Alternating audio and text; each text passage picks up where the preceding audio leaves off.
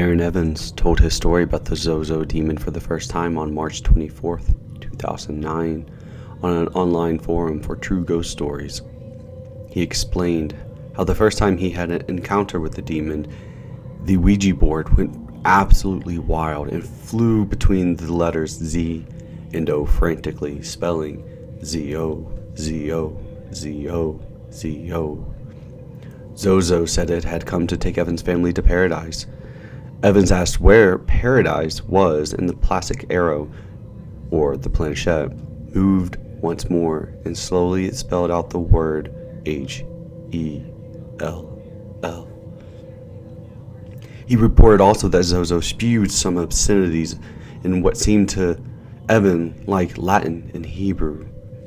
Evans reported how he then rushed into the bathroom where his girlfriend had been giving their 1-year-old daughter a bath. His girlfriend was gone. The tub was overflowing and his daughter was drowning. Though he managed to rescue her in time, Evans claims the demon was responsible for sending his daughter to the hospital later with an unexpected infection. It sounds like something from out of a horror story, and it may very well be. There's every reason to believe that Evan made it all up.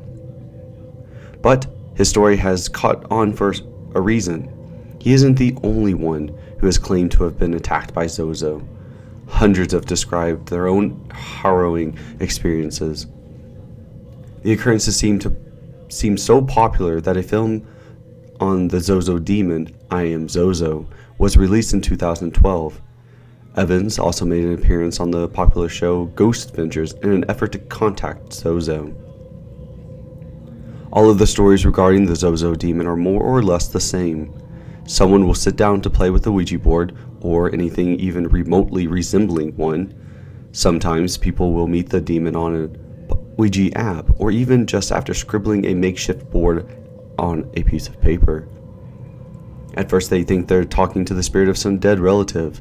They'll ask a question and be startled at how much the spirit seems to know about their loved one's life, and then suddenly the arrows will start flying to the famous Z and O.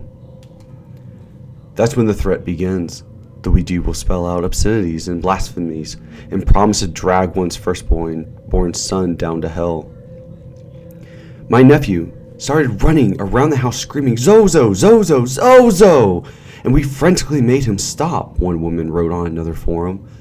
The next morning, my nephew wakes me up, and as we're waking up, he asks if we can get breakfast so I can put him in the car, pull out the driveway.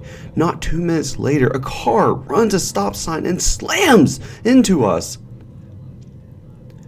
Many of these stories showed up on the internet after Evan's creepy account went viral. Through some of these accounts were already out there. Evan claims that before sharing the story with the internet, he googled the word ZoZo himself and found more than a dozen blog posts describing the exact encounter. Creepier still is that the name ZoZo has shown up for more than 200 years. The oldest ZoZo story comes from the 1816 book Dictionary Infernal by Colin de Plancy. De Plancy tells the story of a young girl who claimed to be possessed by 3 demons named Mimi, Capote, and ZoZo. The girl went down the streets on all fours, sometimes forward, sometimes behind. Sometimes she walks on her hands, feet in the air, at the risk of putting passerby in the confidence of her position. Her strange movements, the girl had told people, were commanded by the demon who possessed her.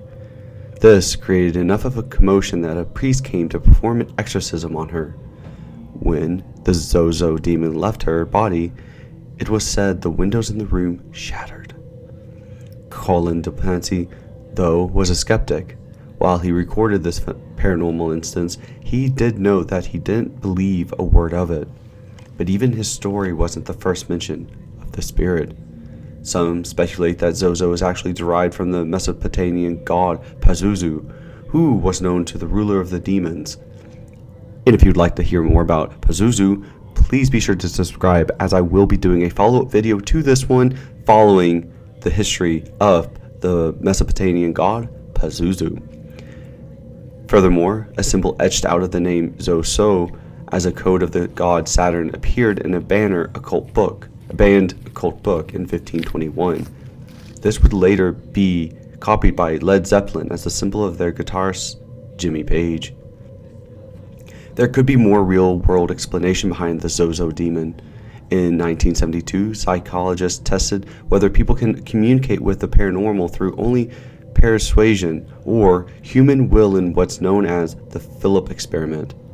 The study made up a fictional person named Philip Ellisford and instructed a group of people to run a seance in order to summon his ghost. The group became convinced that they could feel Philip's presence. They heard knocking sounds coming from the table, felt the table vibrate, and at one point even saw the table tilt up onto two legs, as if levitating. They were sure they had spoken to Philip's ghost and that he'd answered their questions. They did not know the truth. Philip was just someone the researchers had made up. The researchers concluded that human mind can, in fact, create spirits on its own will simply through a bit of persuasion and imagination, giving lay to the fact our minds are stronger than we can even fathom. The Ouija board, consequently, is designed to play tricks against us by working off of a principle called the Itometer Effect. Our muscles make small, subconscious movements without our realization. And when we see these movements shift the light piece of plastic on the board, we become convinced that it is happening supernaturally. All this amounts to us being able to scare ourselves into believing the paranormal. At least that's how skeptics explain what's going on in cases of mass ZoZo demon terror hysteria. But the terrifying reality is that in either case, the demons are real, and whether they are in our minds or elsewhere is to be debated. It's hard to say which is more terrifying, the idea that a supernatural demon can possess our child's toy, or the idea that a demon of our mind exists in our own subconscious, convincing us that what we most fear is in fact real.